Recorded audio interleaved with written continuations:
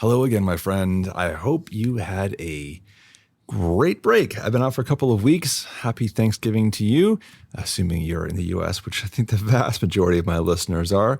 But I'm back. We're through the rush, and I've got a couple things to keep talking about. So today we're digging into a topic that I feel like I haven't really spent a whole lot of time on.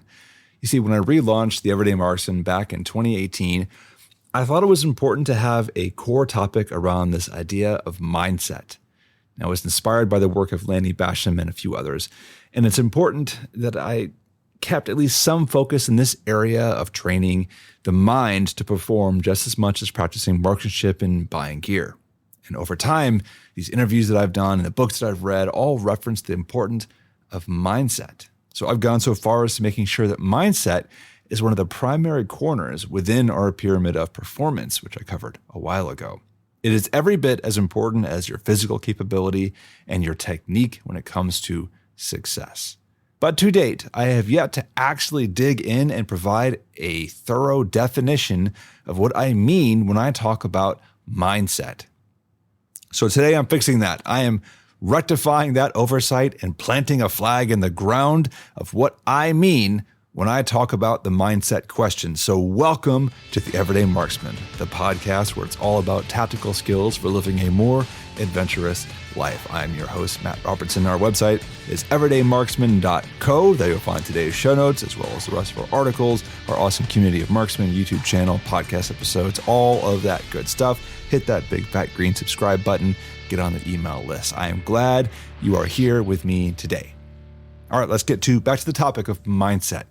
So before I dig in, I'm going to point out that I'm keeping my scope narrow. There's a lot of really fantastic work out there regarding things like growth mindsets, habit formations, and other important aspects of this healthy mental state. And these are all great concepts, and I really do encourage you to go look into them. For simplicity's sake, I'm focusing down to only the aspects that I think most impact performance of a given task. That's not to say that those other aspects don't impact performance, because they do, but those effects are really tangential compared to the ones I actually want you to focus on. All good? Sweet. Let's get going. I'm going to draw your attention back to the 3 circles. So I often recommend reading Lanny Basham's With Winning in Mind. It's a book that changed my perception of training and development. One of the core tenets is this interlinking of 3 circles: the conscious mind, the unconscious mind, and the self-image. Now, he had a whole book on this, so this is my really easy kind of rough summary of it. So first is the conscious mind. Lanny talks about the conscious mind encompassing everything that you are thinking about while you perform a task. Now, for beginners and novices, their minds are really busy considering every aspect of the action that they're doing. It's all new to them, so nothing is automatic.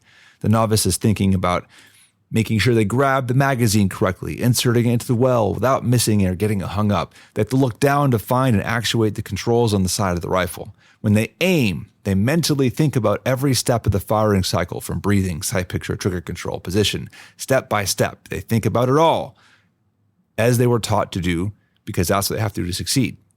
Now, the long-term goal is reaching a point where the conscious mind is silent, or really focuses only on the outcome, like hit the X ring, and the rest of it happens automatic, which is the role of the subconscious mind. Now, the subconscious mind encompasses what you might think of as muscle memory. It's the stored motor pathway within the brain that recognizes the pattern and its requirements and executes the task without any other consideration. Now, Lanny says you build the subconscious mind through repetition, practice, and visualization. This is important. It means practicing a task the exact same way every time to build consistency. After all, consistency is accuracy. Like a champion powerlifter or an Olympic weightlifter, every repetition looks exactly the same. Regardless of the weight, the setup is exactly the same. The approach to the bar is the same. The grip is identical. All the mechanics of the movement are all exactly the same every time. This is the result of thousands of hours of practice doing the same thing over and over and over. it becomes subconscious. And the lifter only has to think about the outcome. Lift the weight. And that gets to the third circle, which is where my focus is primarily going to be. That is the self-image. This encompasses everything about how you view yourself and what you believe that you are capable of performing. This is the circle that separates champions from the skilled. There are a lot of people out there who are good at doing something, but they don't win. Most people are more than capable of learning and practicing a skill to the point of technical mastery. However, if that person does not believe that they are the kind of person who wins championships, then they are going to lose to the person who does. It's this third ring, the self-image, that the martial marksman is most interested in developing. It's the source of his arete, his sense of excellence. And as such, this is the starting point for our mindset foundation. In May 2023, my friend Justin Fields, who runs a blog called Swift, Silent, Deadly, wrote a post called The Value of Doing Hard Things. He highlighted 3 primary reasons to take the harder path. The first is to build an appreciation for life. The second is proving yourself. The third is building resilience in the face of adversity. And as I read through Justin's post, I found myself nodding along in agreement. These are all really good reasons to elect hardship from time to time. The simple truth is that the path to excellence is never easy. Excellence demands a price to be paid.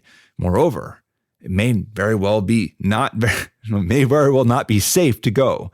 We call something daring because it involves risk.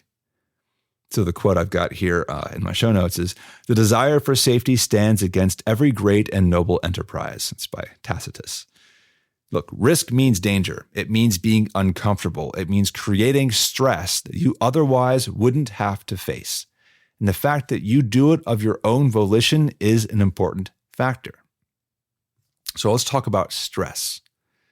All systems and organisms tend towards a state of homeostasis, defined by the Oxford Dictionary as the tendency towards a stable equilibrium between interdependent elements.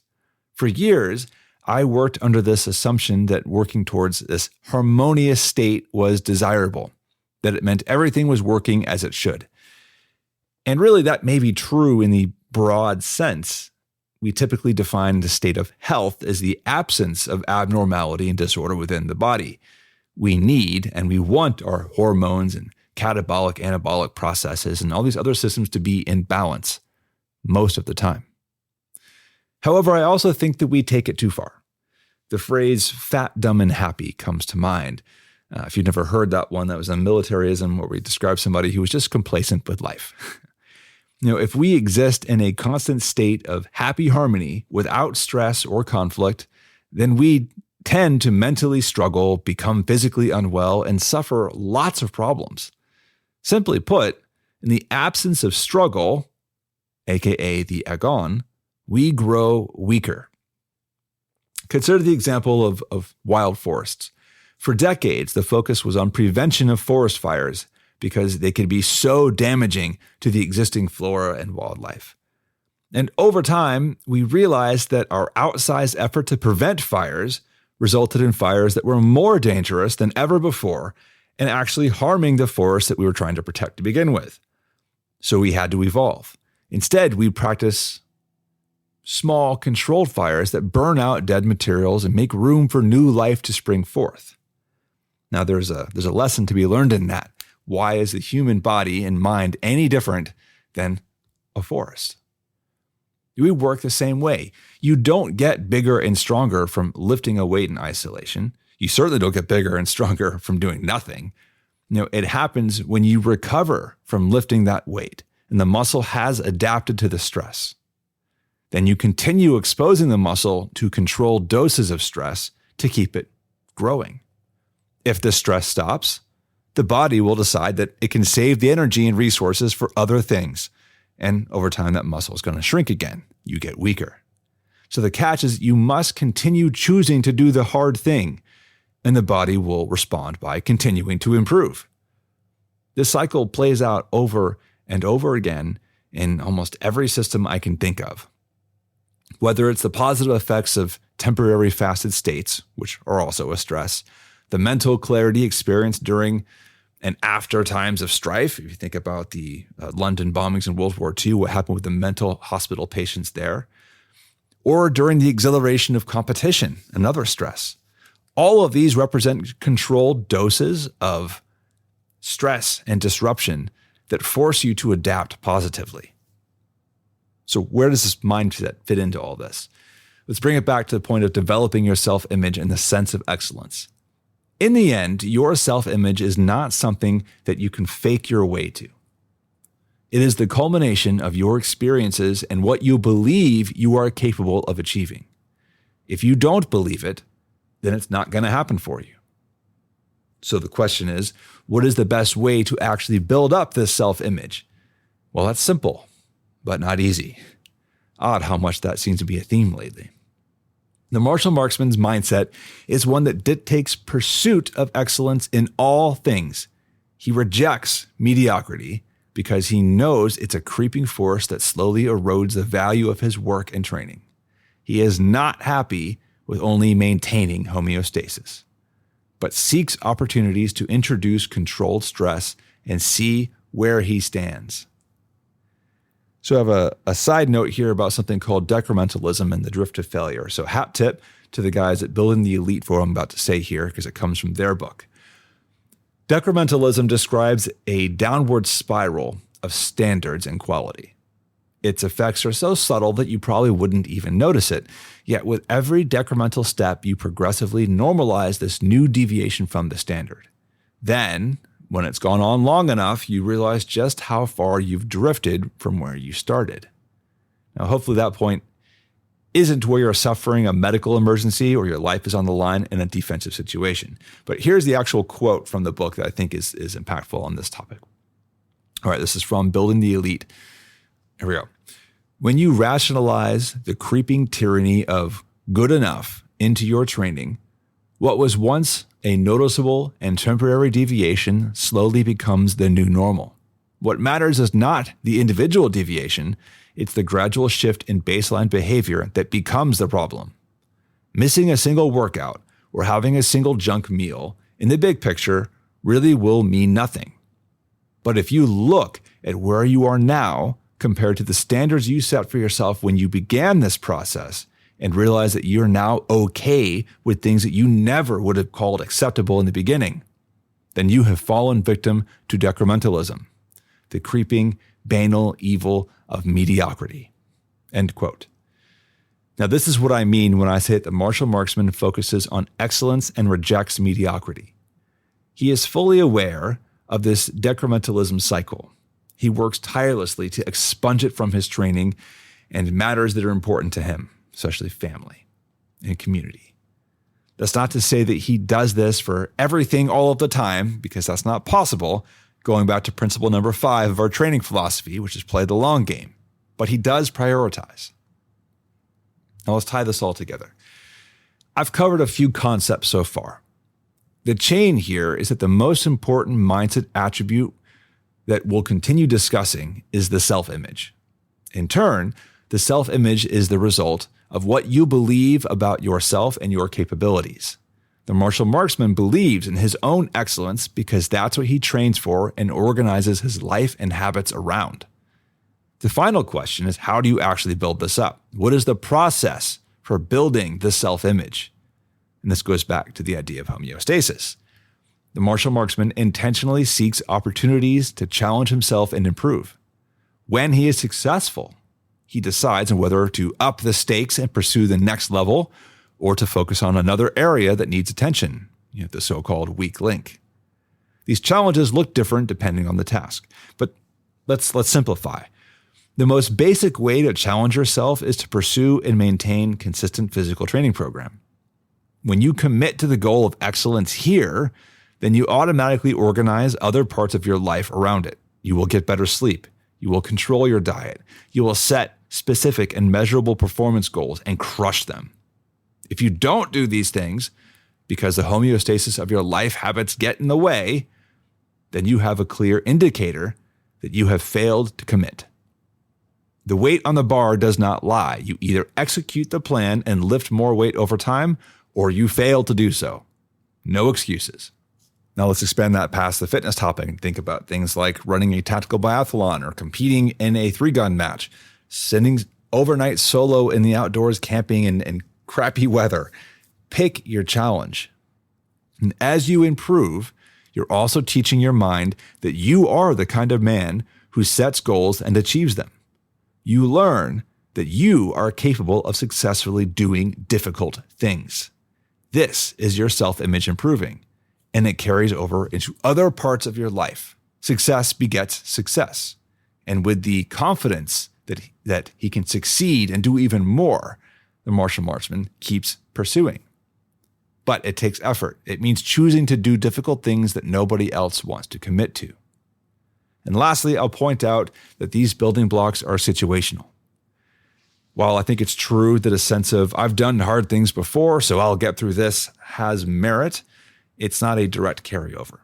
For example, becoming an excellent rifle shooter does not automatically mean you will succeed in a survival situation, unless, of course, you need to shoot something with a rifle.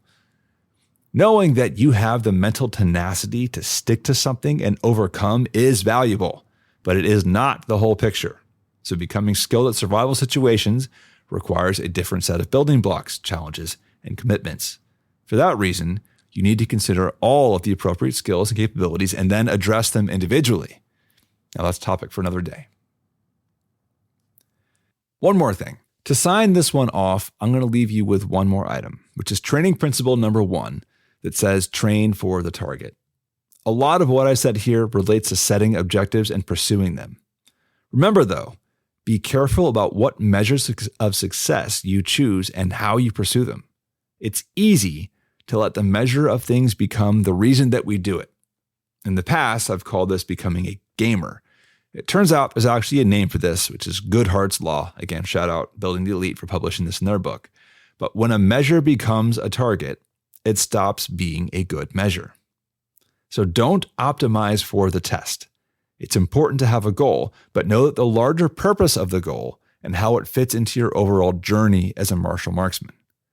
Once you've identified that goal and how you measure your progress, then keep the goal as your goal, discarding anything else that detracts from it.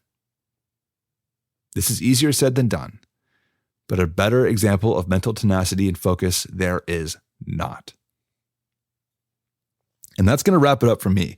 Thanks for listening. I'm glad you could join me today. You're probably not going to hear from me again until after Christmas. So in that case, I hope you have a great holiday and a great new year, and I'll see you in 2024. Take care.